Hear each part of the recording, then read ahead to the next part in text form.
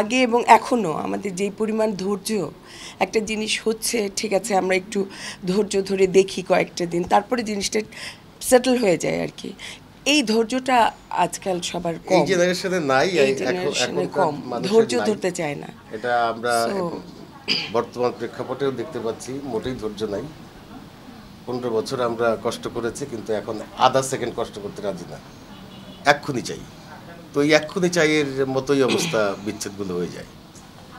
এক্ষুনি চাই যখন হয় না, সে 10 বছর প্রেম করলো, বিয়ের পরের দিনই এক্ষুনি চাই, এক্ষুনি, দুই পক্ষই এক্ষুনি চাই। তো এক্ষুনি চাই হচ্ছে না, চলো আলাদা হয়ে যাই। একটা কনজুগাল লাইফ টিকাতে হলে স্যাক্রিফাইস অ্যান্ড কম্প্রোমাইজ দুটোই করতে হয়, বোথ এন্ডে। সুতরাং সেই ধৈর্যটা ধরতে হবে।